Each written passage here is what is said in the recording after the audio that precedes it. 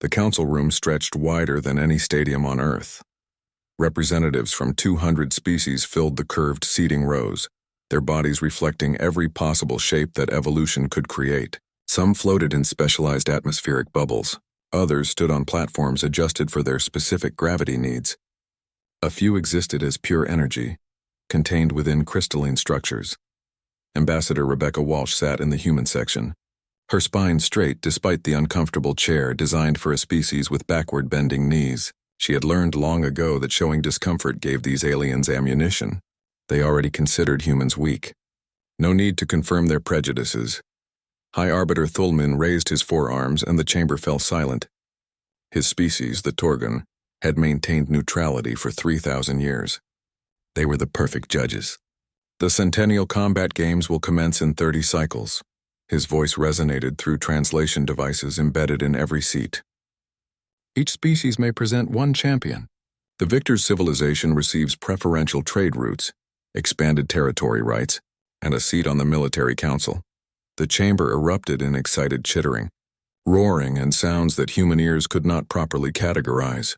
This tournament determined power in the galaxy. Wars had been prevented because of these games. Fortunes shifted based on the outcome.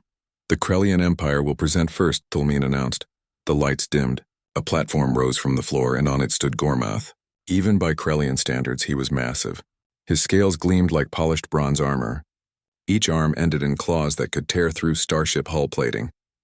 He had won the last 3 tournaments. His victories were legendary. Rebecca had watched the recordings. Gormath did not just defeat opponents. He dismantled them with surgical precision. Gormath the Unyielding stands ready to defend Krellian honor for the 4th time, the Krellian ambassador announced. Pride dripped from every word. The chamber roared approval. Even species that hated the Krellians respected Gormath's skill. One by one, the species presented their champions.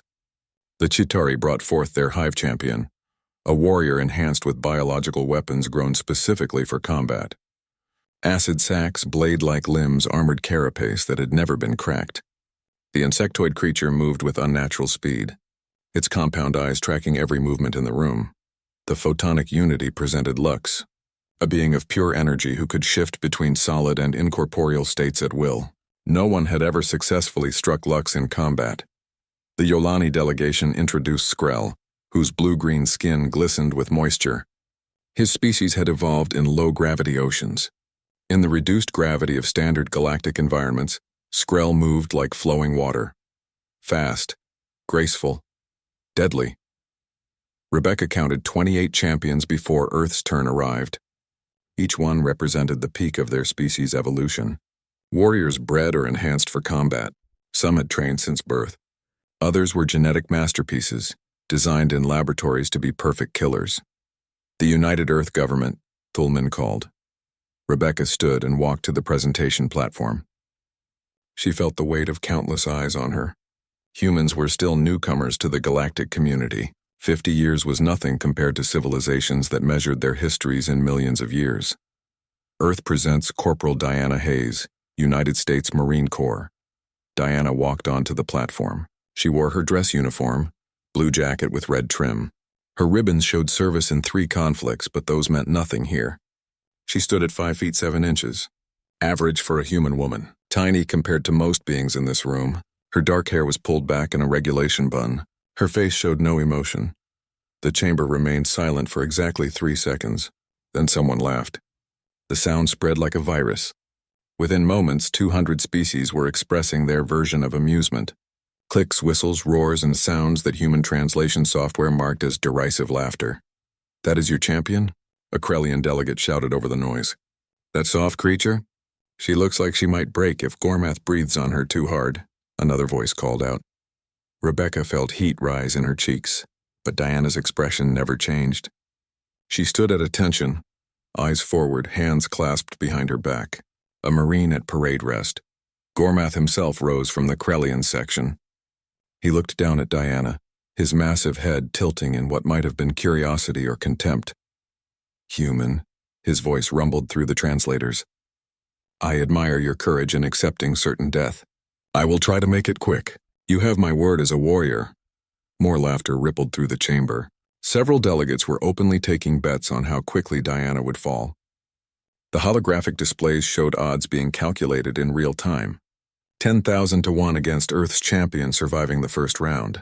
Some bookmakers offered odds on whether she would last 30 seconds. Does the human understand the rules? A delegate from the silicon-based Lithan civilization asked. Perhaps they are too primitive to comprehend the danger. Rebecca opened her mouth to respond, but Diana spoke first.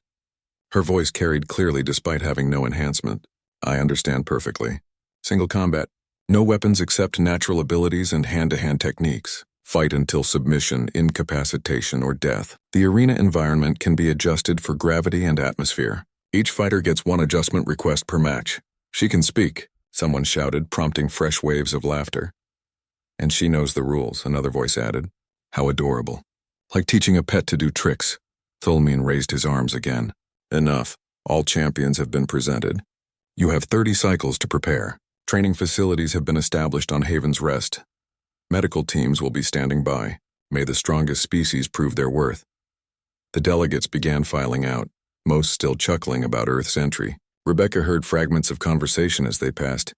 Did you see how small she is? Humans are from a death world, but what does that matter? Strength requires training, not just harsh environment. I heard they sent their best warrior. Imagine how weak the average human must be. Diana remained on the platform until the chamber emptied. Then she stepped down and joined Rebecca. You handled that well, Rebecca said quietly. Diana's expression finally shifted. A small smile touched her lips. They are very confident, Ambassador. That is good. Good? They think you are going to die. Let them think what they want. Diana looked toward the exit where the other champions had departed. They train in safety, in comfort, in reduced gravity. They have never known what it means to be born on a world that tries to kill you every single day. They will learn. Rebecca followed Diana's gaze. You really think you can win? Diana did not answer immediately. When she spoke, her voice carried absolute certainty. I did not come here to lose, Ambassador. I came here to show them what Earth creates. They mocked our training. Soon they will understand what training in hell actually produces. They walked through the empty council chamber, their footsteps echoing off walls that had witnessed 1,000 years of galactic history. Tomorrow, those same walls would witness something new, something the galaxy was not prepared for. The Deathworld was about to show its teeth. Haven's Rest looked peaceful from orbit. The planet had been chosen as neutral ground precisely because nothing lived there naturally. No competing interests, no advantage for any species. The tournament organizers had built training facilities across the southern continent, each one customized for different environmental needs. Diana's facility sat at the edge of the complex. Smaller than most others, the building looked plain compared to the elaborate structures housing other champions. The Krellian facility resembled a fortress. The Chitauri had constructed something that looked like a massive hive. Lux's building glowed with contained energy. Earth's facility was just a rectangular building with gray walls. Inside, Diana adjusted the gravity controls to one standard Earth gravity. The number read 1.0 G on the display. She felt the familiar weight settle over her body. Home. This was normal. This was what every human felt every moment of their lives. She began her morning routine, 5-mile run on the treadmill, then bodyweight exercises, push-ups, pull-ups, squats, core work. The same routine she had done since basic training. Nothing fancy, nothing complicated, just consistent work under Earth's crushing gravity. Outside, the galactic media had arrived. Reporter drones floated near the windows recording everything. Within hours, the footage spread across 1,000 worlds. The commentary came fast and brutal. Look at the human struggle with simple exercises, one Torgan sports analyst said during a popular broadcast. She is lifting only her own body weight. Gormath trains by moving objects that weigh 10 times his mass. Another commentator, a Chitauri named Rixtal, pulled up split-screen footage. On one side, Diana did push-ups. On the other side, the Chitauri champion tore through solid steel plates with his blade arms. The human appears to be sweating, Rixtal observed. This is what Earth calls training? Simple movements that cause physical distress? The videos went viral. Compilations appeared with humorous titles. Earth's adorable attempt at combat training gained 3 billion views in one day. The footage showed Diana running, interspersed with clips of other champions performing feats that looked superhuman by comparison. Skrell demonstrated his abilities in a zero-gravity water tank, moving so fast he was nearly invisible. The footage then cut to Diana jogging at 8 miles per hour. The contrast made her look pathetically slow. Lux phased through solid walls while energy blasts passed harmlessly through his non-corporeal form. Then the video showed Diana punching a heavy bag. Just punching a bag. The implied comparison was devastating. Betting markets across the galaxy adjusted their odds. Diana's chances of winning dropped to 50,000 to 1.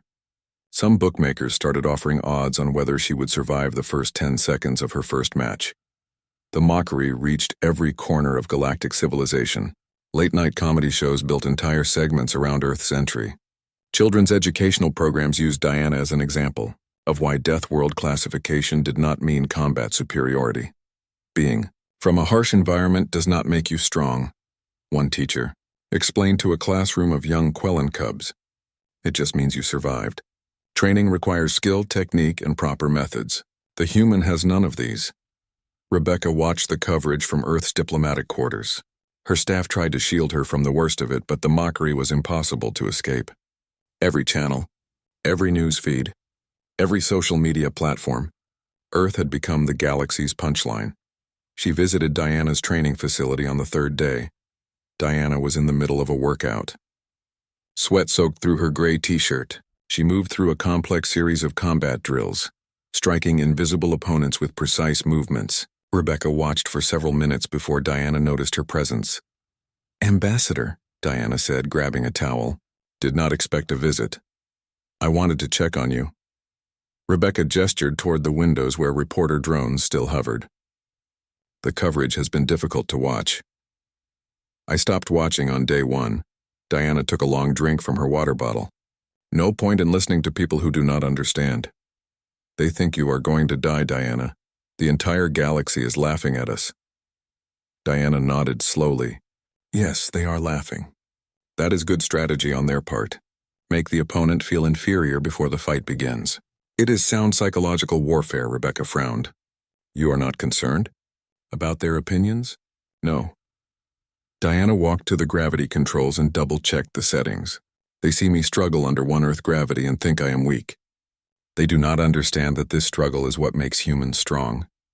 Every step I take carries the full weight of Earth's pull. Every movement I make works against gravity that would crush most species in this galaxy. But they train too. Gormith has been training his entire life. In 0.6 Earth gravity," Diana said. "Gormath is incredibly strong for his environment. But his environment is gentle compared to mine. When I do a push-up, I am lifting my body against a force that most aliens cannot even stand upright in. When Gormath does the same exercise in his reduced gravity, he is lifting perhaps half the actual weight." Rebecca started to understand. "So your basic training is equivalent to their advanced training?" "Not equivalent, superior." Diana grabbed a jump rope. "Humans evolved on a world that demanded strength just to survive. Our hearts are incredibly powerful because they must pump blood against heavy gravity. Our bones are dense. Our muscles are efficient. We do not train to become strong.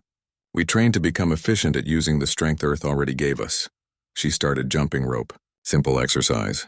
But each jump fought against Earth's gravity.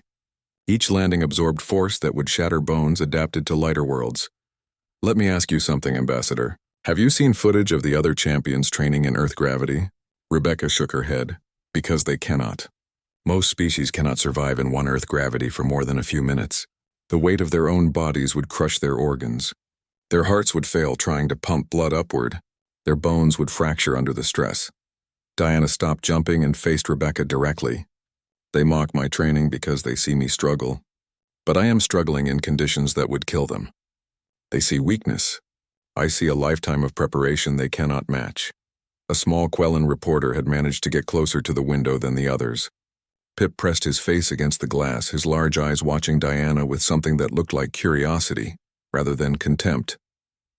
Diana noticed him and waved. Pip jerked back, surprised, then slowly waved back with his small paw. "At least one of them is paying attention," Diana said. Later that evening, Pip managed to get an interview request approved. Rebecca almost rejected it, but Diana agreed. They met in a neutral conference room with proper atmosphere for both species. Pip was small even for his species. He barely reached Diana's waist. His fur was reddish-brown and his large eyes gave him a perpetually surprised expression. He spoke through a translation device that made his high-pitched voice understandable. "Corporal Hayes, thank you for agreeing to speak with me. I know most reporters have been unkind." "You are welcome, Pip." Diana sat down so she would not tower over him. "What would you like to know?"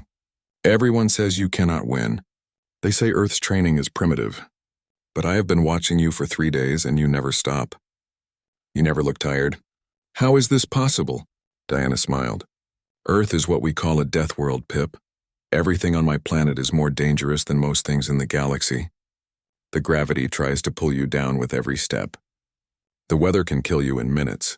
The animals evolve to hunt and kill. Even the plants can be deadly. Humans did not become strong by choice. We became strong because weakness meant death." "But you look so normal," Pip said. "Not scary like Gormath, not fast like Skrell. That is the point. We look normal because this is normal for us. You see me work hard during training. But this is just regular exercise for a human. Every human on Earth does similar things. We are not special warriors. We are average people from a world that made average into something the galaxy has never seen." Pip's ears twitched. "Are you confident you can win?" Diana looked directly into the camera recording their interview. She knew millions would watch this. Maybe billions. Let them watch. Let them hear. "Ask me again after they see what training in hell actually means," she said. "Ask me after they understand that Earth did not send our best warrior. Earth sent a Marine, and every Marine was forged in conditions that would destroy anyone else in this galaxy. They laugh now. They will not laugh in the arena." The interview spread almost as fast as the mockery videos. But this time, a few analysts started asking uncomfortable questions.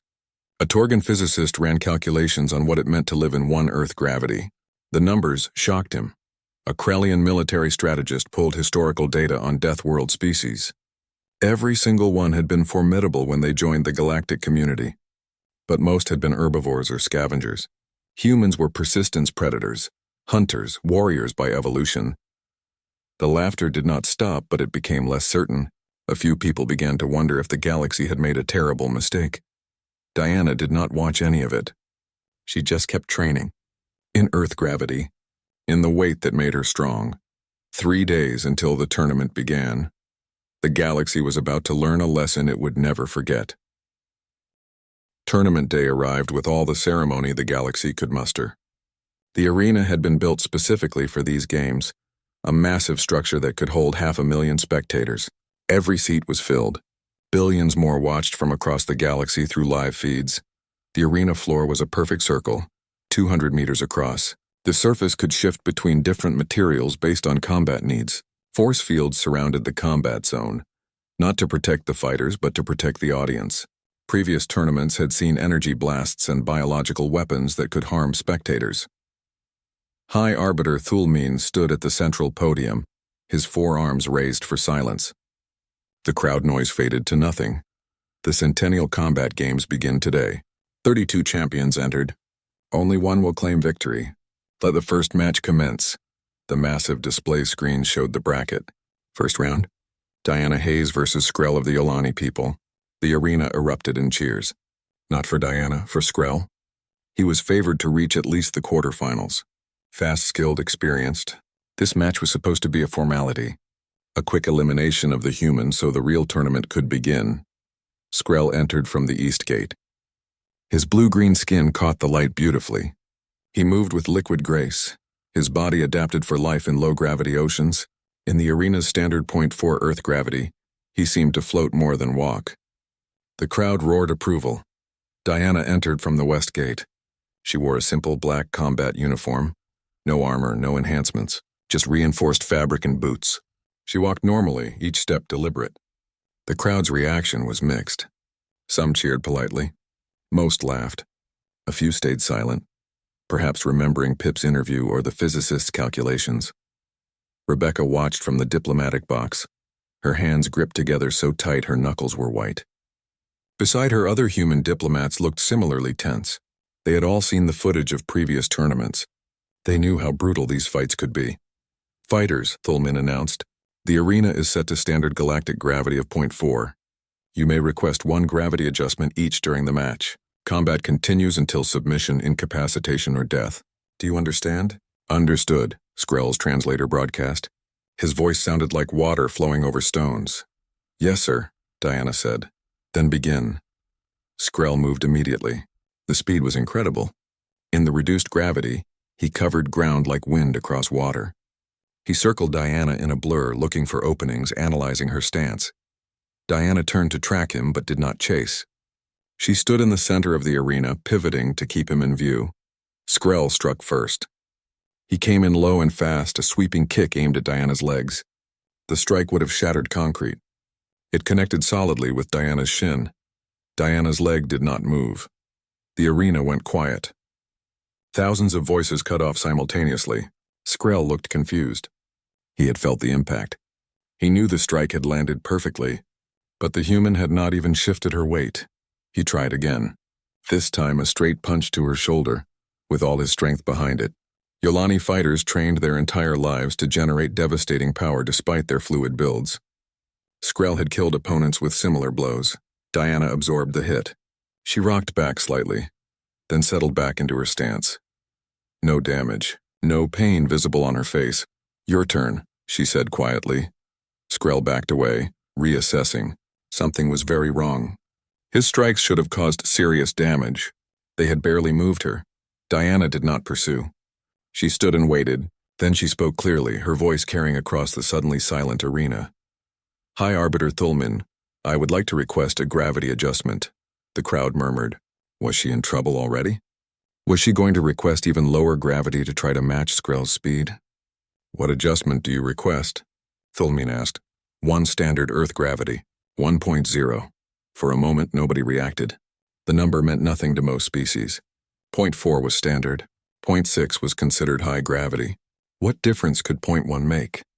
Then the scientist in the crowd understood. A few voices cried out in alarm. The Torgan physicist who had run the calculations stood up in his seat, his face showing something that might have been horror. That is 2.5 times standard gravity, someone shouted. That will crush him. The gravity field activated. The change was instantaneous. Arena technology could adjust the gravitational constant within milliseconds. Skrell collapsed immediately. His legs buckled under the sudden weight. His bones, evolved for low gravity, could not support his own mass. He fell to his hands and knees, gasping. His body was trying to breathe, but his lungs could not expand properly against the pressure. His heart struggled to pump blood upward against the increased. Diana stood exactly as she had been, standing, relaxed, comfortable. She rolled her shoulders like an athlete, loosening up before a workout. Now, she said, taking one step toward Skrell. Shall we begin? Skrell tried to stand. He made it to one knee before his strength gave out. His arms shook with effort. A simple movement standing up had become impossible. His species had never evolved to fight gravity this strong. His body had no reference for how to function under such conditions. I submit, he gasped through his translator. I submit. Medical teams rushed in with anti-gravity stretchers. They lifted Skrell carefully, adjusting the field around him to reduce the gravity to something his body could survive. He would need treatment for muscle strain and possible internal bleeding, but he would live. The match had lasted 45 seconds. Skrell had not landed a meaningful blow. Diana had not thrown a single strike. The arena remained silent as Diana walked toward the exit gate. Then one person started clapping. Pip, the little Quellan reporter, stood in the press section and applauded with his small paws. The sound was tiny in the massive space. Slowly, others joined. Not cheering, not celebrating, applauding with the careful respect one gives to something dangerous, something that had revealed itself to be far more than expected. Diana did not acknowledge the applause. She walked out of the arena as calmly as she had entered. In the diplomatic box, Rebecca released the breath she had been holding. Around her, ambassadors from 100 worlds sat in stunned silence. The Krellian delegation looked shaken. Even Gormath, preparing for his own match, stared at the arena floor with new understanding in his eyes. The broadcast networks exploded with analysis. Every channel showed the same footage on repeat. Skrell collapsing, Diana standing unchanged. The numbers displayed prominently. 1.0 Earth gravity, Deathworld conditions. A Torgan physicist appeared on the most popular news network, his expression grave. "I tried to warn people," he said. "The calculations were clear. Humans evolved in gravity that would kill most galactic species within minutes. Every movement they make, every breath they take, fights against a force we cannot survive." When that human was training, struggling with simple exercises, she was working in conditions that would have crushed her opponent instantly. Another analyst pulled up historical data. In 2,000 years of tournament history, no fighter has ever won a match without striking their opponent. Corporal Hayes just ended a fight using only gravity. She weaponized her home environment. The betting markets crashed and restructured. Diana's odds shifted from 50,000 to 1 to 50 to 1 in a matter of hours. Bookmakers scrambled to adjust. Some refused to take new bets until they could analyze the implications. In training facilities across Haven's Rest, other champions watched the footage. Some looked thoughtful. Others looked worried. A few looked terrified. Gormath stood in his facility, arms crossed, watching the replay for the 5th time. His honor guard waited nearby, unsure if they should speak. "She never even tried to hurt him," Gormath finally said. "She just made him fight in her world's conditions. And he could not." "You can request zero gravity," one of his guards suggested. "She cannot use this tactic if there is no gravity to adjust." Gormath nodded slowly. "Yes, in zero gravity, strength means nothing. Speed and technique matter. I have trained in zero gravity for 70 years. She cannot match that."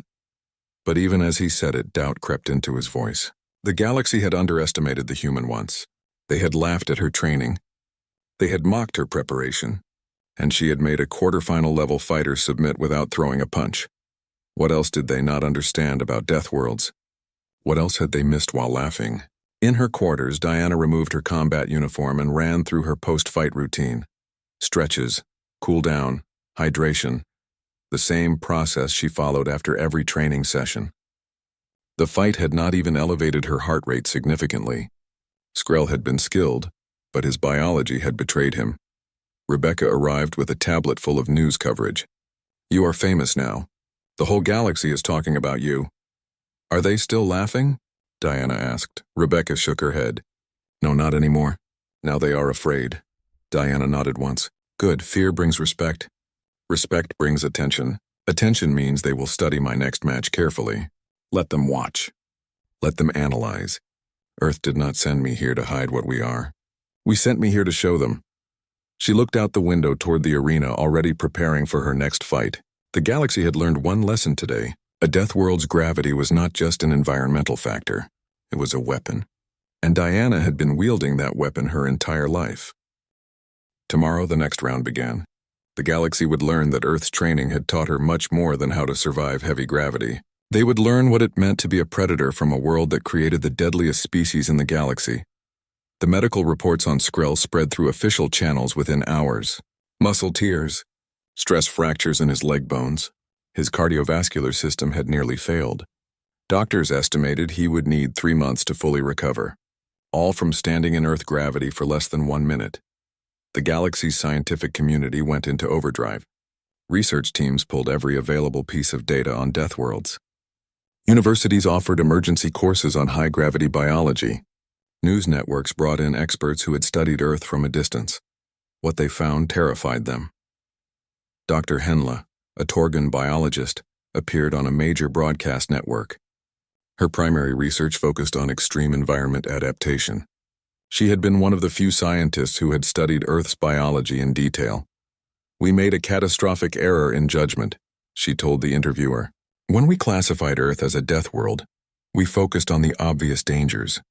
The predators, the diseases, the violent weather. We missed the most fundamental danger of all, the gravity." The interviewer, a Quellan named Tob, leaned forward. "But gravity is just a measurement. How does it make humans dangerous? Because they evolved in it." Dr. Henla pulled up a holographic display showing a human skeleton next to skeletal structures from other species. "Look at the bone density. Human bones are incredibly thick and heavy compared to species from standard gravity worlds. This is necessary to support their body weight. Now look at their muscle attachment points. Massive. They need powerful muscles just to move." She changed the display to show circulatory systems, A human heart is a pump designed to work against constant high gravity. It must push blood upward through the entire body while fighting gravitational pull. This makes it incredibly efficient and powerful. Most galactic species have hearts that would fail within minutes if subjected to Earth gravity. But Skrell is a trained warrior. Tob protested. How could he be defeated so easily? That is exactly the point. Skrell is incredibly skilled in his environment. In low gravity, he is one of the most dangerous fighters in the galaxy. But drop him into Earth gravity, and his own body becomes a prison. His bones cannot support the weight. His muscles cannot generate enough force to move. His heart cannot pump blood effectively. He was not defeated by Corporal Hayes. He was defeated by physics. The interview went viral. Within a day, over 6 billion beings across the galaxy had watched it. The message was clear. Humans were not just adapted to a harsh world. They were adapted to conditions that would kill almost everyone else. Other experts added their analysis. A military strategist pointed out that humans trained in the worst possible conditions by default. Every workout Diana had done in Earth gravity was equivalent to advanced training in extreme conditions for any other species. Her morning run was like a marathon in weighted armor for someone from a low-gravity world. We laughed at her doing push-ups, the strategist said. We did not understand that each push-up was lifting weight that would crush us. We saw struggle and assumed weakness. We should have seen struggle and recognized incredible strength. The betting markets continued to shift. Diana's odds improved to 25-1, then 15-1. Some bookmakers stopped taking bets on whether she would survive and started offering odds on how far she would advance. In the training facilities, the mood changed dramatically. 3 champions withdrew from the tournament claiming injuries. Everyone knew the truth. They were afraid. They had watched Skrell collapse and realized they could suffer the same fate. Other champions adapted their strategies. Gormath announced publicly that if he faced the human, he would request 0 gravity. No gravity meant no advantage for her Deathworld adaptations. But some analysts questioned even this. A Krellian tactical expert named Brath appeared on a military channel to discuss the implications.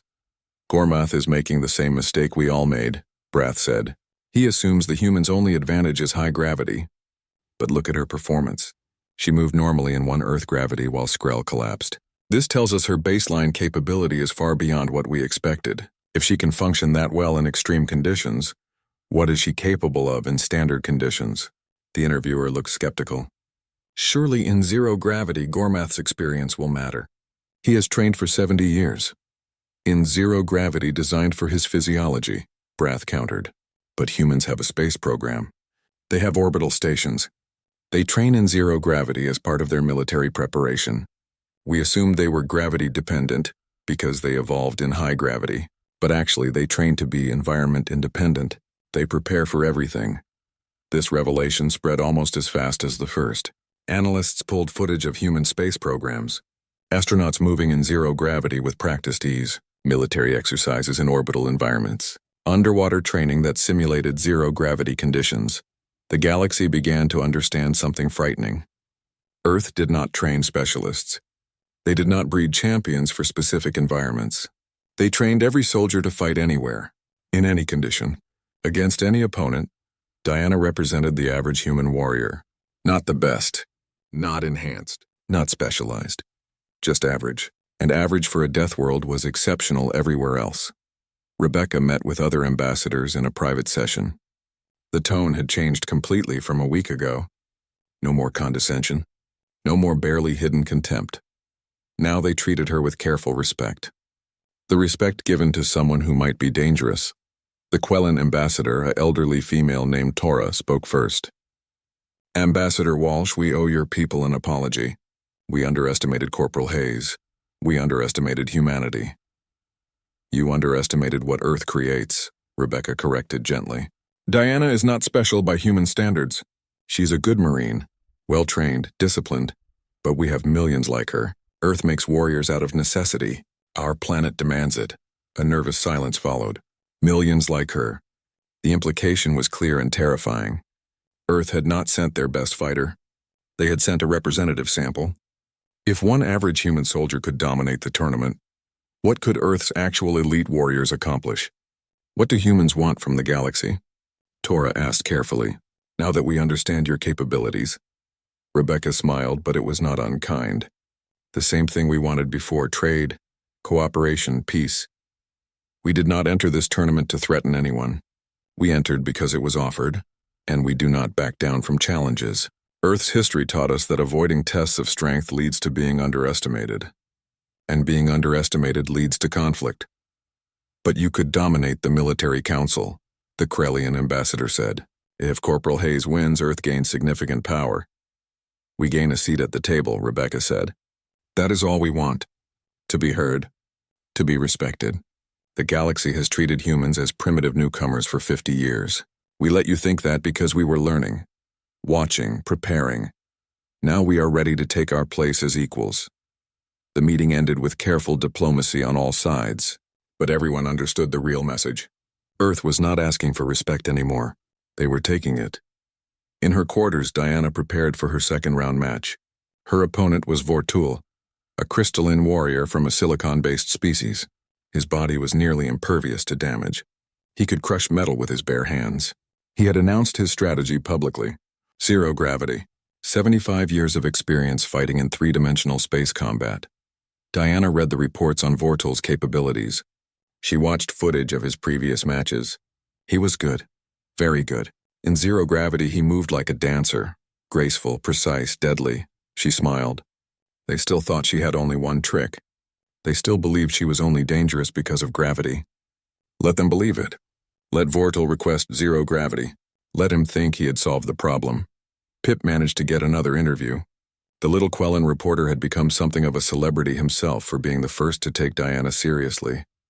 Everyone says Vortul will defeat you in zero gravity, Pip said, his large eyes blinking nervously. Are you concerned? Diana shook her head. Vortul is an excellent fighter. I respect his skill. But he makes the same mistake everyone else has made. What mistake? He thinks I am dangerous because of Earth's gravity. He does not understand that gravity is just one part of what makes humans adapt. We do not train for one environment, Pip. We train for all environments. Earth taught us that the universe does not care about your comfort, so we learn to be comfortable anywhere. You have trained in zero gravity, 500 hours in orbital combat training, plus another 200 hours in underwater exercises that simulate zero-gravity movement. The United States Marine Corps trains every soldier to fight in space. We have been preparing for hostile environments since we first looked up at the stars and decided we would go there. Pip's ears twitched with excitement. So you are not worried? Diana looked directly into the camera. She knew Vortul would watch this. She wanted him to hear her next words clearly. I am never worried, Pip. I am a human from Earth. Worry is what prey feels. And humans are not prey. We are predators. We have been hunting in harsh conditions for millions of years. Vortul has trained in controlled environments his whole life. He has never known danger, never known hunger, never known fear. Those are the things that make a true warrior. And Earth gave those things to every human ever born. The interview ended. The message was clear. Diana was not just confident. She was certain. And that certainty came from a lifetime of training that had started the moment she was born on a planet that tried to kill everything living on it. The galaxy watched and wondered. They had learned not to underestimate the human. But could anyone actually stop her? Or had Earth sent something that the galaxy was simply not equipped to handle? Tomorrow's match would provide answers. Vortul in his perfect environment. Diana in conditions that should eliminate her advantages. The galaxy held its breath and waited to see if the Deathworld's daughter could truly adapt to anything. The arena would reveal the truth. Round 2 arrived with tension thick enough to feel. The arena was packed even fuller than the first day. Standing room only. Species that had never attended the games before came to witness the human, to see if she was truly as adaptable as she claimed, or if Vortul would prove that removing her gravity advantage would reveal her as just another failed challenger. Vortul entered first. His crystalline body caught the light and scattered it in rainbow patterns across the arena floor. He stood 7 feet tall, his body composed of living silicon that had evolved on a high-temperature world. Each movement produced a soft chiming sound as crystal plates shifted against each other. Beautiful and deadly. His hands could crush steel. His body had never been cracked in combat. He was a wall that could think and move and kill. The crowd roared approval. Vortul was a favorite, 3rd seed in the tournament, expected to reach the finals. This match was supposed to be his statement victory. The match where he proved the human had just been lucky. Diana entered from the opposite gate. Same simple black uniform, same calm expression. She looked small next to Vortol's massive frame. The crowd's reaction was different now. Still cheering for Vortol, but the laughter was gone, replaced by nervous energy. Everyone remembered Skrell collapsing. Everyone had heard the analysis about Deathworld adaptation. High Arbiter Thulmin raised his arms. The arena is set to standard gravity. Champions may request their environmental adjustment before combat begins. Vortol of the Lithans, do you wish to make a request? Yes, Arbiter. Vortol's voice resonated like struck crystal. I request zero gravity environment. The gravity field deactivated before Diana could speak. The change was immediate. Diana's feet lifted slightly off the ground. Vortol pushed off and floated to the center of the arena, spinning gracefully. He had requested first establishing the environment before Diana could use her gravity weapon. Corporal Hayes, do you wish to make a request? Thulmin asked. Diana floated near the edge of the combat zone, adjusting her position with small movements. No request, sir. This is acceptable. Vortol's crystal face could not show expression, but his body language suggested satisfaction. He had negated her advantage. Now skill and experience would determine the winner, and he had 75 years of experience in zero-gravity combat. Then begin. Vortol moved immediately, launching himself across the arena with practiced precision. In zero-gravity, there was no up or down. The combat space was truly three-dimensional. He came at Diana from an angle that would be impossible in normal gravity, spiraling as he closed a distance. Diana pushed off the wall behind her, moving to intercept. Her trajectory was clean, efficient. She used minimal force for maximum movement, the mark of someone who understood zero-gravity physics. They met in the center of the arena. Vortol struck first, a sweeping blow that should have connected with Diana's head. She twisted in midair, rotating around her center of mass, and the blow passed through empty space. The movement was smooth, natural, like she had been born in zero gravity. The crowd murmured in surprise. That was not beginner's movement. That was trained response. Vortol adjusted, using his momentum to spin and strike again. Diana blocked, then used his crystal arm as a push point to send herself spinning away. She controlled the spin, stopped her rotation with a precise counter-twist, and oriented toward Vortol in one fluid motion. You have trained, Vortol said, surprise evident in his chiming voice. 500 hours orbital combat training, Diana replied. She pushed off a floating platform coming at him from below. 200 hours underwater simulation. Humans have been fighting in zero gravity since before we joined the galactic community. She struck fast. 3 quick hits to Vortol's torso. The blows could not damage his crystalline structure, but they pushed him off balance. In zero gravity, momentum was everything. She was controlling his movement, forcing him to react instead of act. Vortol recovered, using his mass advantage to stabilize. He was bigger, heavier. That meant more inertia. Harder to move, but harder to stop once moving. He launched himself at Diana with full force, arms spread to grab her. Diana did not dodge. She waited until the last moment, then grabbed one of his arms and used his momentum to swing herself around. Basic physics. Conservation of angular momentum. She pulled and twisted, sending Vortol spinning while she remained stable. The crowd was silent now. They were watching something impossible. Vortol had 75 years of experience. Diana had perhaps 1,000 hours at most. Yet she was matching him. No, she was outmaneuvering him. How? Vortol managed to stop his spin and reorient. You should not be this skilled. Diana floated calmly, perfectly still in three-dimensional space.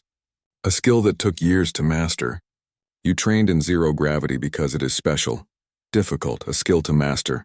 Humans train in zero gravity because it is just another environment. One more place we might need to fight. We do not master environments. We master adaptation. She moved again, faster this time.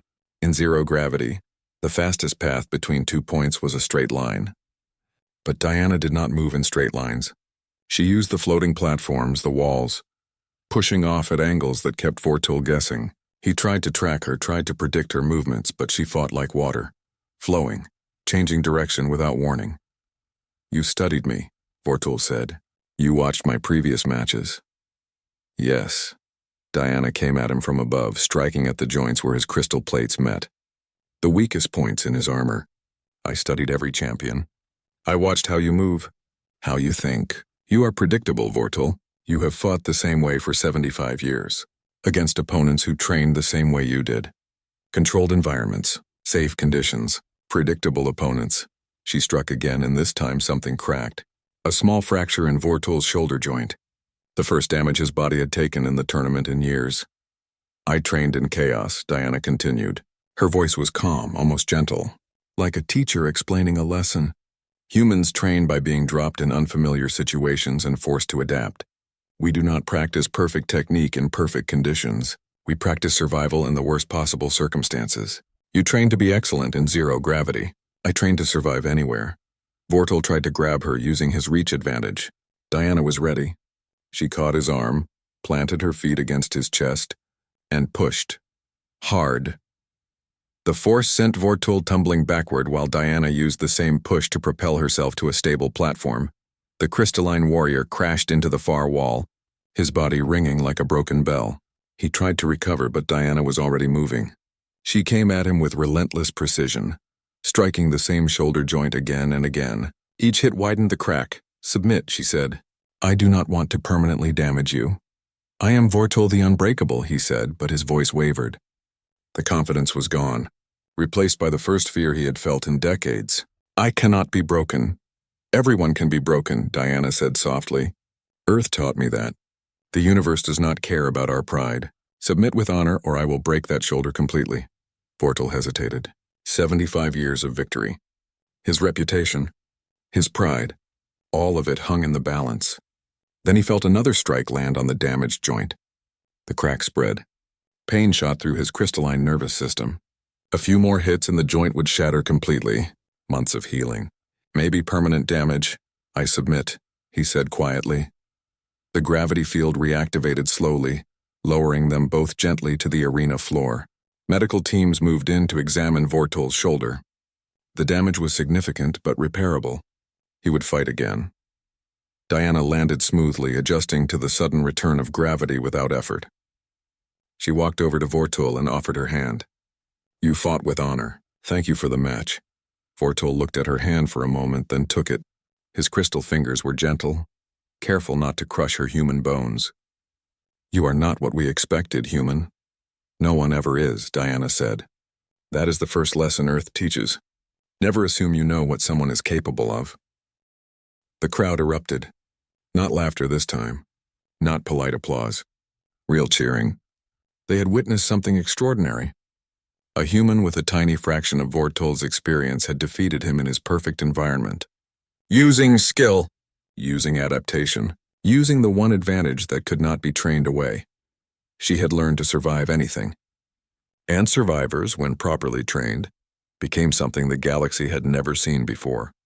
Predators without a specific environment. Hunters who could adapt to any terrain. Warriors who refused to accept limitations. Rebecca watched from the diplomatic box with tears in her eyes. Pride, relief, wonder, all mixed together. Diana had done it. She had proven that humanity belonged here. That Earth's training was not primitive or weak. It was superior in the way that mattered most. Adaptability. The tournament bracket updated on the screens. Semifinals next. 4 champions remained. Diana, Gormath, Lux the Energy Being, and Grandmother Stone, a warrior from a heavy world species.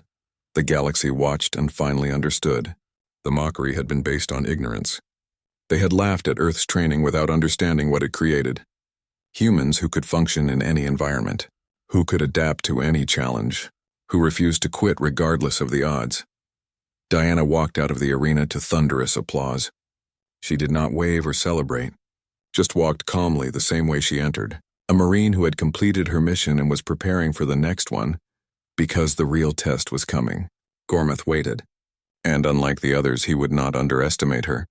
He would bring everything he had. His experience, his skill, his pride as a 3-time champion. The galaxy would finally see what happened when a Deathworld's daughter faced the greatest warrior the Krellian Empire had ever produced. The arena would run red with effort, and only one would walk away as victor. The semi-finals should have been 2 separate matches, Diana versus Gormath, Lux versus Grandmother Stone. But Lux withdrew before the match, claiming energy depletion. Everyone knew the truth. The photonic being had watched Diana defeat two champions using completely different strategies. He understood what the galaxy was learning. This human could adapt faster than anyone could prepare. Grandmother Stone faced Diana with respect. The elderly warrior came from a world with 0.8 Earth gravity, heavy by galactic standards but still lighter than Earth. Their match was brief and honorable. Both fought well. Both showed skill. But Diana's lifetime in one full gravity gave her the edge. Grandmother Stone submitted with dignity after 15 minutes of intense combat. "You fight well, child," the old warrior said as they helped each other stand. "Your world made you strong. Treasure that gift." "I will, honored grandmother," Diana replied. "Thank you for a worthy match." And then there were two. Diana and Gormath. The final. The match everyone had been waiting for since the tournament began. The match that would determine not just the winner, but the galaxy's future understanding of what humanity represented.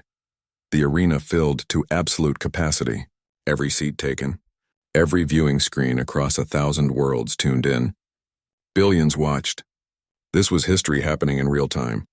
Either the three-time champion would restore natural order, or the human would prove that Deathworlds created something the galaxy could not match. The wait between semifinals and finals was only 1 hour. Time for medical checks, time for rest, time for preparation. Diana sat in her ready room breathing steadily. Rebecca visited briefly. "How do you feel?" The ambassador asked. "Tired," Diana admitted. Grandmother Stone was very skilled. "She pushed me hard. Can you beat Gormath?" Diana looked up and Rebecca saw something in her eyes. Not doubt, not fear. Something harder to define. Respect mixed with determination. "He is the best fighter I have ever faced. 3 tournament victories. Hundreds of matches. He has forgotten more about combat than I have learned. But he trained in safety. In comfort. And I trained in hell. That might not be enough. Maybe not. But I will give him everything I have. Every lesson Earth taught me. Every skill the Marines trained into me. If he beats me, he will have earned it. And the galaxy will know that humanity fought with honor." The hour passed. Diana walked to the entrance tunnel. Across the arena, Gormath did the same. 2 warriors. 2 philosophies of training. 2 worlds with very different ideas about what created strength. The arena fell silent as they entered. Gormath from the east, massive and powerful, his bronze scales gleaming under the lights. Diana from the west, small by comparison, but moving with the confidence of someone who had overcome every challenge put before her. They met in the center. High Arbiter Thulman stood between them. "This is the final match of the Centennial Combat Games. Gormath of the Krellian Empire, Corporal Diana Hayes of Earth. You have both fought with honor to reach this point. This match will determine the champion. Do you both understand?"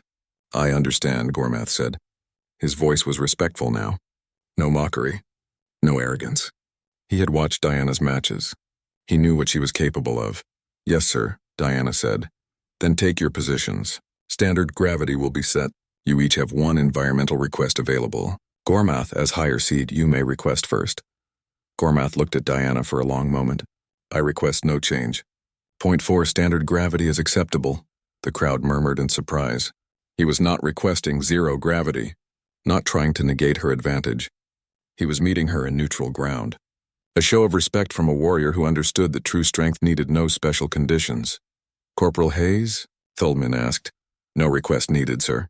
They stood 15 meters apart, both in comfortable stances. Both ready. The galaxy held its breath. "Begin." They moved simultaneously, not rushing, not charging with wild abandon. Both warriors understood the value of patience. They circled, studying each other, looking for weaknesses, testing distance and timing. Gormath struck first, a probing jab to test Diana's defense. She blocked and countered with a quick strike to his ribs. Both attacks were defended. Neither gained advantage. They separated and circled again. "You are skilled," Gormath said. "More than I expected when I first saw you." "You are everything the report said," Diana replied. "Fast, strong, experienced. I am honored to face you." They engaged again. This time the exchange was longer. A flurry of strikes and blocks.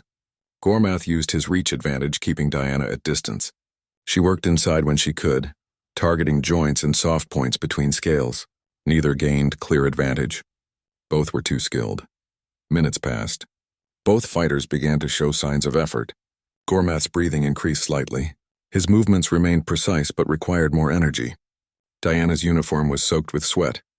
The constant movement in 0.4 gravity was easier than Earth's pull, but the intensity of fighting a master warrior took its toll. 10 minutes. 15. 20. The longest match of the tournament. Both warriors landing hits, both absorbing damage, neither willing to yield. And slowly, inevitably, the difference began to show. Gormath started to slow. Not dramatically, just fractional decreases in speed. His recovery between exchanges took slightly longer. His strikes carried slightly less power. Fatigue was setting in. Diana maintained her pace, constant, relentless, like a machine that could not tire. Her movements stayed crisp. Her speed remained consistent. Earth's gift. The endurance of a species that evolved chasing prey until it collapsed from exhaustion. The stamina of persistence hunters who could run for days without stopping. Gormath realized what was happening. He had fought longer matches before. He had endurance training, but he had never faced an opponent who simply did not tire, who could maintain maximum effort indefinitely. It was like fighting against the tide. No matter how strong you were, the water kept coming. 25 minutes. Gormath's defense slipped. Diana landed a solid strike to his jaw, then another to his ribs. He countered, but his attacks lacked their earlier precision. Fatigue made warriors sloppy, and against an opponent like Diana, sloppy meant defeat. 30 minutes. Gormath dropped to one knee, breathing hard. Not from lack of air, but from accumulated exhaustion. Every muscle in his body burned. His mind remained sharp, but his body could not keep up with his commands. Diana stood before him, also tired, also breathing hard, but still ready. Still capable. She had more in reserve. She could keep going. "You fought with honor," she said quietly. "You are the greatest warrior I have ever faced. There is no shame in this." Gormath looked up at her. Respect filled his eyes. How do you not tire? Earth made us hunters who tracked prey for days. Predators who never stopped chasing. My ancestors ran their food to death. This endurance is not training. It is genetics. It is evolution. It is what happens when a species survives on a world that never gives second chances. Gormath stood slowly, using his last reserves of strength. He raised his hand. "I submit. You are the superior warrior. Earth has taught you well." The arena exploded. Not just cheering, roaring, thunderous approval that shook the structure.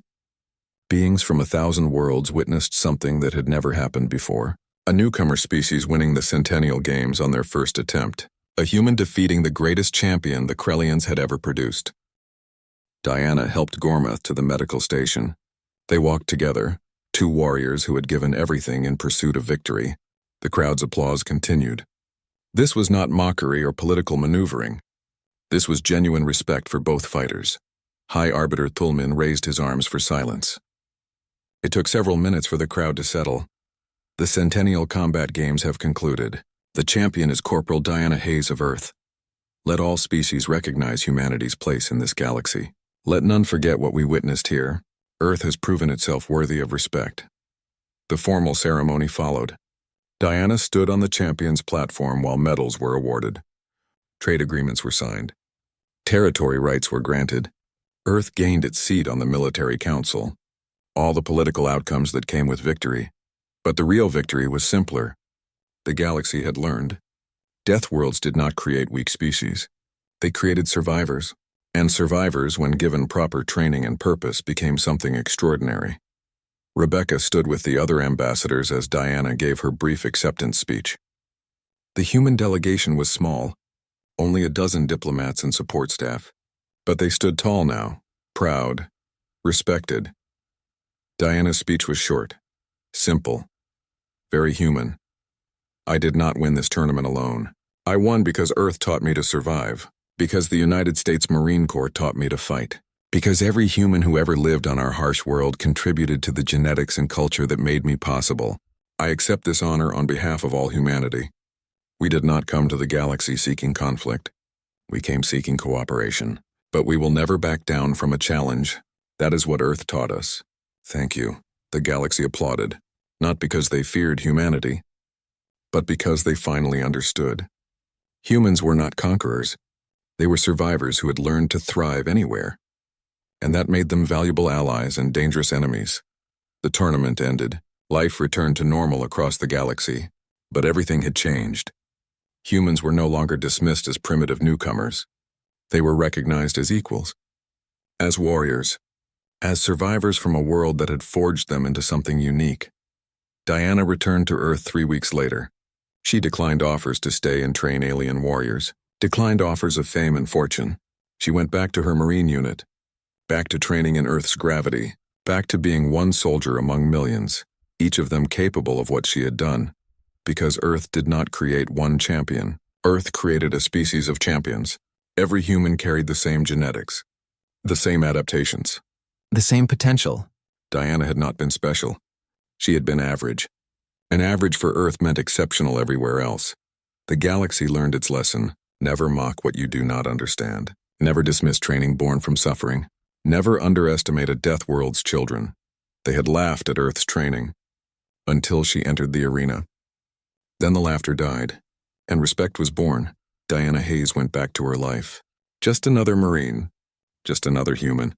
Just another survivor from a planet that created the deadliest species in the galaxy, simply by trying to kill them from birth. The galaxy would never forget, and they would never make the same mistake again. Earth had shown them what training in hell produced. Warriors without equal, survivors without limits, humans,